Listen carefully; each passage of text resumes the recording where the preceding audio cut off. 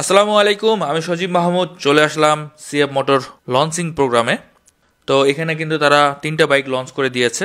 তবে আজকের ভিডিওতে আমরা শুধুমাত্র সিএফ মোটর 250SR এই বাইকটি নিয়ে আলোচনা করব, অর্থাৎ এই বাইকটির ডিটেলস ইনফরমেশন আপনাদেরকে দিব। এটার স্পেসিফিকেশন, বর্তমান প্রাইস কত, কয়টা কালারে পাবেন, সব কিছু জানতে পারবেন আজকের এই পুরোটা ভিডিও জুড়ে। তাই আশা করব পুরোটা ভিডিও জুড়ে আপনারা সঙ্গেই থাকবেন। তো বরাবরের মতো প্রথমে যদি বাইকটার লুকস এবং ডিজাইন নিয়ে কথা বলি, দেখতেই পাচ্ছেন লুকস এবং ডিজাইন কতটা সুন্দর। এটার লুকস এক কথায় ফ্যান্টাস্টিক, আমার কাছে তো খুবই ভালো লাগছে। বিশেষ করে ফ্রন্ট লুকটা তো খুবই সুন্দর, মানে একটা স্পোর্টস বাইক হিসেবে যেরকম লুকস থাকা দরকার সেরকমই লুকস আপনারা পাবেন কিন্তু এই বাইকটার মাঝে। আর বেশি স্পেশালি এই ব্ল্যাক কালারটা তো আরও সুন্দর লাগতেছে। তো আপনাদের কাছে এই বাইকটার লুকস এবং ডিজাইন কেমন লাগে অবশ্যই কমেন্ট সেকশনে জানাবেন। এখন আমরা কথা বলবো বাইকটির হার্ড অর্থাৎ এর ইঞ্জিন নিয়ে। বাইকটিতে ইঞ্জিন হিসেবে ইউজ করা হয়েছে 249cc ইঞ্জিন, যেটা কিনা single cylinder 4 valve liquid cool ডিউসি ইঞ্জিন, যেটা থেকে পাওয়ার প্রডিউস করে 27.5 horse power and 22 newton meter of torque. So যথেষ্ট ভালো একটা পাওয়ার ফিগার আপনারা পাবেন। আর এখানে 6 স্পিড গিয়ারবক্স ইউজ করা হয়েছে। মাইলেজের কথা বলি, আপনারা অনায়াসে 30 কিলোমিটারের আশেপাশে মাইলেজ পেয়ে যাবেন, যেটা 250cc বাইক হিসেবে খারাপ বলা যায় না মোটেও।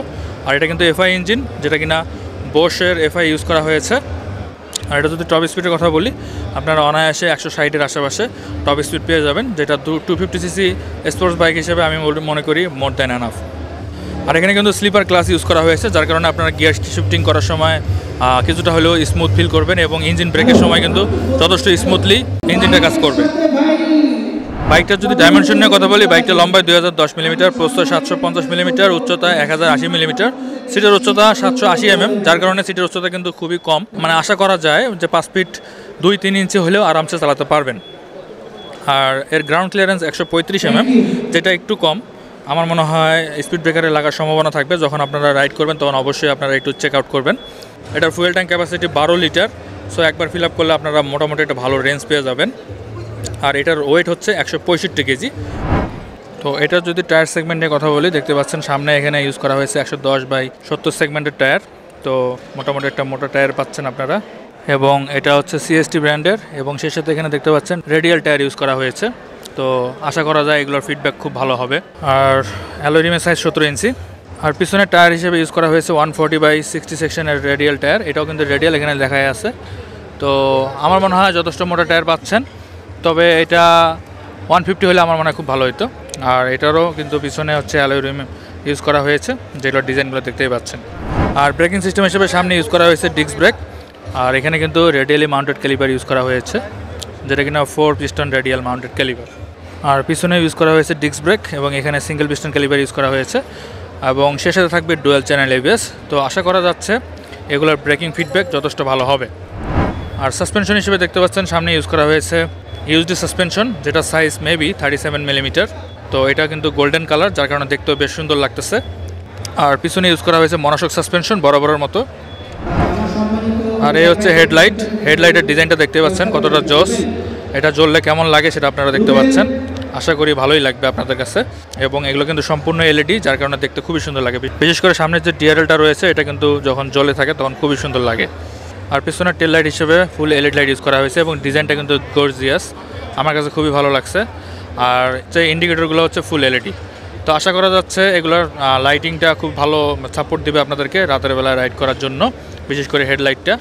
আর একটা ইনফরমেশন দিয়ে রাখি, বাইকটা কেনার সাথে সাথে কিন্তু আপনারা নাম্বার করতে পারবেন, কারণ এটা অলরেডি অ্যাপ্রুভড বিআরটিএতে।